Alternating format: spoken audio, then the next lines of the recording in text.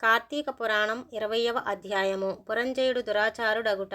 జనక మహారాజు చతుర్మాస్య వ్రత ప్రభావము వినిన పిమ్మట వశిష్ఠునితో, గురువర్య, కార్తీక మాస మహత్యమును ఇంకను వినవలియున్నడేడి కోరిక కలుగుచున్నది. ఈ వ్రత మహత్యమునందింకను విశేషములు గలవా అను సంశయము కూడా కలుగుచున్నది. ఈ నా సంశయ నివారణ కొరకు మరిన్ని ఉదాహరణలు వినిపించి నన్ను కృతార్థునిగా చేయుడనెను. ఆ మాటలకు వశిష్ఠుల వారు మందహాసముతో, ఓ రాజా, కార్తీక మాస మహత్యము గురించి అగస్త్య మహామునికి అత్రిమునికి జరిగిన ప్రసంగం ఒకటి గలదు. దానిని వివరించెదను, ఆలకించుమని ఆ కథా విధానము ఇట్లు వివరించిరి.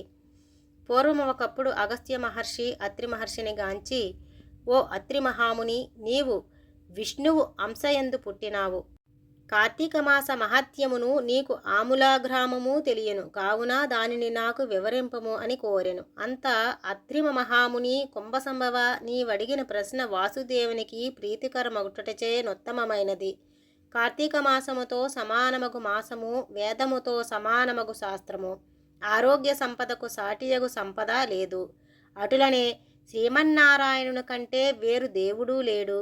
ఏ మానవుడైనను కార్తీక మాసమున నదీ స్నానములో చేసినను, శివకేశవుల ఆలయమునందు దీపారాధన చేసినను, లేక దీపదానము చేసినను కలుగు ఫలితము అపారము. ఇందుకొక ఇతిహాసము వినుము. త్రేతాయుగమున పురంజయుడను సూర్యవంశపు రాజు అయోధ్యానగరమున రాజధానిగా చేసుకుని రాజ్యమేలుచుండెను. అతడు సమస్త శాస్త్రములు చదివి పట్టాభిషిక్తుడై న్యాయముగా రాజ్యపాలన చేసెను. ప్రజలు కెట్టు యాపదులు రాకుండా పాలించుచుండెను. అట్లుండ కొంతకాలమునకు పురంజయుడు అమిత ధనాస చేతను, రాజ్యాధికార గర్వము చేతను జ్ఞానహీనుడై, దుష్టబుద్ధి గలవాడై, దయాదక్షిణ్యములు లేక దేవ బ్రహ్మణమాన్యములు లాగుకొని పరమలోభి అయి చోరులను జేరీ చేసి వారిచే దొంగతనములు దోపిడీలు చేయించుచు, దొంగలు కొల్లగొట్టుకుని వచ్చిన ధనములో సగము వాటా తీసుకొనుచు ప్రజలను బేతావహులను చేయుచుండెను.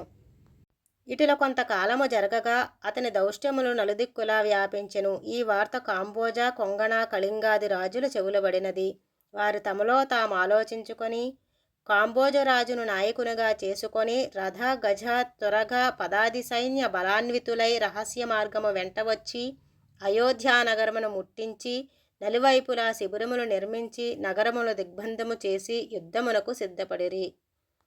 అయోధ్యానగరమును ముట్టడించిన సంగతిని చారుల వలన తెలుసుకొనిన పురంజయుడు తాను కూడా సర్వసన్నుదుడై ఉండెను.